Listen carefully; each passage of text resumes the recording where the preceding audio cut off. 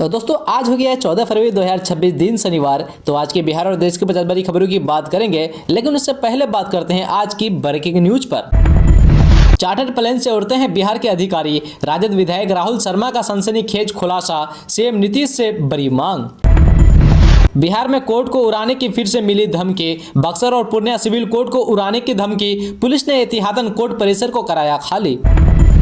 किताब लेने निकली 10वीं छात्रा का आता पता नहीं, अरवल मोड़ के बाद लापता, 3 दिन से परिजनों की आंखों में बेबसी और खौफ, गुमशुदा या मानव तस्करी का खौफनाक जाल। बिहार में सरकारी नौकरियों की तलाश कर रहे युवाओं के लिए बड़ी खुशखबरी आई है। राज्य के 3 प्रमुख विभागों में भर्ती प्रक्रिया शुरू हो गई है, जिससे बेरोजगारों के लिए रोजगार के नए अवसर खुलेंगे। बिहार में इस गर्मी में बिजली की आपूर्ति बाधित नहीं होगी। बढ़ती गर्मी और संभावित बिजली की मांग को देखते हुए ऊर्जा विभाग ने आपूर्ति व्यवस्था को दुरुस्त रखने की रणनीति पर काम कर रही है। होली के बाद बिहार की लड़कियों को मिलने जा रहा है 50,000 रुपए, विभाग ने कर दिया ऐलान, जल्द भर ले फॉर्म। भाजपा प्रदेश अध्यक्ष संजय सरावगी की मां राधा देवी का मुंबई में निधन, दरभंगा में होगा अंतिम संस्कार। अब बिहार का कोई भी जिला अब सुरक्षित नहीं, राबड़ी देवी ने कहा, अपनी ही बात खरे नहीं उतर सके, सम्राट चौधरी इस्तीफा दे दीजिए। आपको लड्डू मिठाई ही खाना है तो तेज प्रताप यादव जी के घर जाकर खा सकते हैं, मंत्री लखिंदर पासवान ने लालू यादव के बड़े बेटों को दी बधाई। महिला शिक्षकों की गिरे जिले में पोस्टिंग की मांग तेज, विधान परिषद में राबड़ी देवी का सरकार पर हमला। पश्चिम चंपारण जिले के 6 प्रखंडों में खुलेंगे नए डिग्री कॉलेज, जुलाई से शुरू होगी पढ़ाई। बिहार सरकार ने खेल छात्रवृत्ति योजना में 514 खिलाड़ियों का चयन किया, मुख्यमंत्री नीतीश कुमार करेंगे प्रमाण पत्र वितरण। तेजस्वी के विधायक ने सदन में गयाजी के लिए की बड़ी मांग, नीतीश के सामने ही विजेंद्र यादव ने दिया बड़ा ऐलान। स्वस्थ बिहार, स्मृति बिहार, वैश्विक सहयोग से स्वास्थ्य सेवाओं को आधुनिक बनाने की दिशा में सरकार की एक और बड़ी छलांग। सिवान में बेखौफ अपराधियों का तांडव, देर रात पत्रकार को मारी गोली, हालत गंभीर, पटना रेफर, कानून व्यवस्था पर उठ रहे हैं सवाल।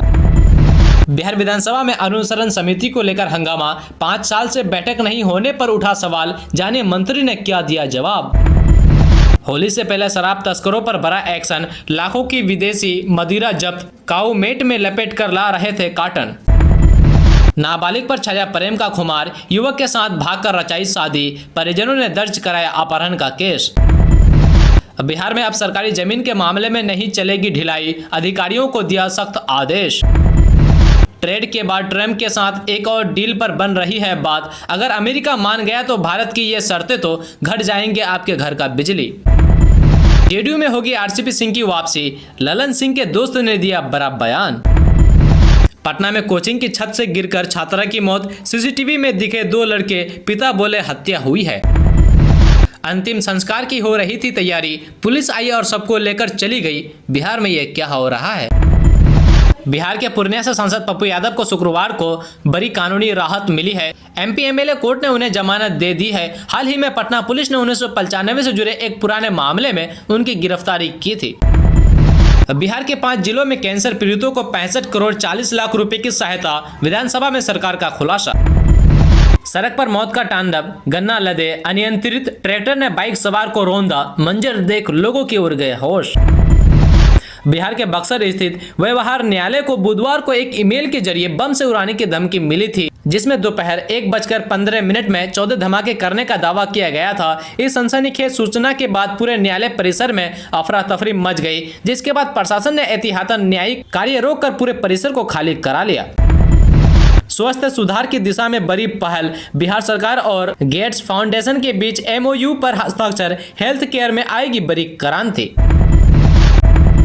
तो दोस्तों अब बात करते हैं कि पटना के दानापुर में गुरुवार को 17 साल की छात्रा की संदिग्ध हालत में मौत हो गई। छात्रा की पहचान पिंकी कुमारी के रूप में हुई है। वो फुलवारी शरीफ की रहने वाली थी। परिजनों के अनुसार वह सुबह 8 बजे घर से कोचिंग के लिए निकली थी। करीब 9 बजे परिवार को उसकी मौत की सूचना मिली। छात्रा की बॉडी कोचिंग से थोड़ी दूर पर सड़क पर मिली थी। घटना AIMS गोलंबर के पास हरिनगर कॉलोनी की है। परिवार ने गंभीर आरोप लगाया है कि उनका कहना है कि छात्रा के साथ दुष्कर्म किया गया। इसके बाद उसे कोचिंग की 4थी मंजिल से धक्का दिया गया।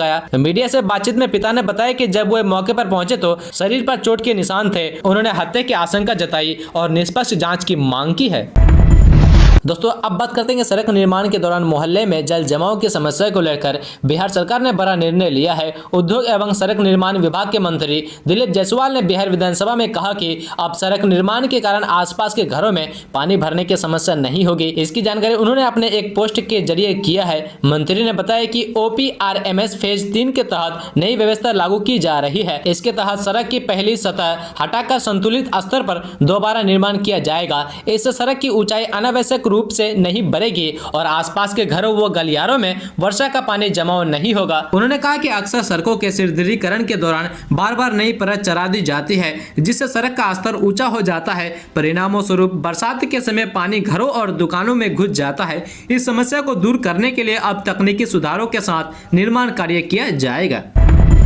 दोस्तों अब बात करते हैं कि नेत्रदान से मिलने वाले कॉर्निया के रखरखाव में कमी के कारण दुनिया को अपनी आंखों से देखने से वंचित राज्य के नेत्रहीन लोगों के लिए खुशखबरी है। अब वह शीघ्र ही अपनी आंखों से सब कुछ देख पाएंगे। यह आश्वासन राज्य के स्वास्थ्य मंत्री मंगल पांडे ने शुक्रवार को बिहार विधानसभा में प्रश्नकाल के दौरान दी है।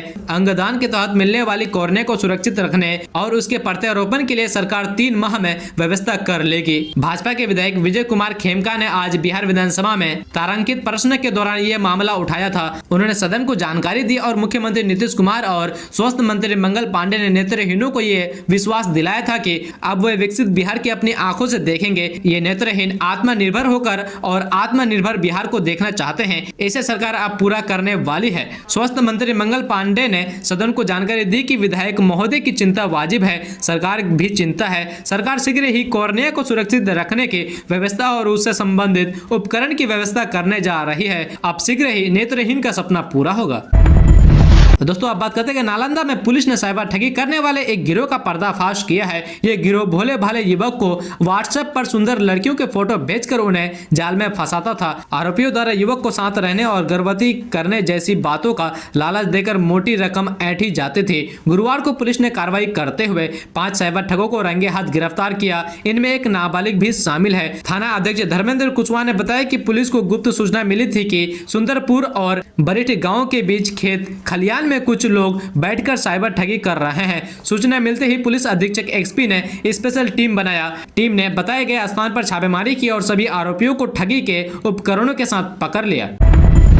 दोस्तों आप बात करते हैं बिहार विधानमंडल में बजट सत्र के दौरान दोनों सदनों विधानसभा और विधान परिषद में शुक्रवार को कार्यवाही के दौरान सरकार को पटना के हॉस्टल में छात्रा की मौत, फुलवारीशरीफ में मौत और शिक्षा से जुड़े सवालों का सामना करना पड़ा। इस दौरान अशोक चौधरी ने राबड़ी देवी को विधान परिषद की कार्यवाही के दौरान बहुत कुछ सुना दिया। उन्होंने यहाँ तक कहा कि राबड़ी देवी उनके मरने के लिए मनाते रहती है। बिहार विधान परिषद की सदस्य और पूर्व CM राबड़ी देवी ने सम्राट चौधरी को जमकर कोसा। राबड़ी देवी ने कहा कि सम्राट चौधरी दावा करते हैं कि वो अपराधियों को 24 घंटे के अंदर पकड़वा कर सजा दिलाएंगे, वरना अपना इस्तीफा देंगे, लेकिन अपराध रुकने का नाम नहीं ले रहे हैं। रोजाना दुष्कर्म और मर्डर जैसी वारदातों को अंजाम दिया जा रहा है। इसी दौरान विधान परिषद की नेता प्रतिपक्ष राबड़ी देवी ने फुलवारीशरीफ में छात्रा को छत से फेंक कर मारने की कथित हत्या का मुद्दा भी उठाया। राबड़ी देवी ने कहा कि वो हादसा नहीं बल्कि सरकार के सिस्टम की नाकामी की ताजा बांगी है। वही इस मामले को लेकर पटना एम्स के पास लोगों ने सड़क पर उतरकर प्रदर्शन किया। उनका साथ फुलवारी के पूर्व विधायक गोपाल रविदास ने भी दिया है।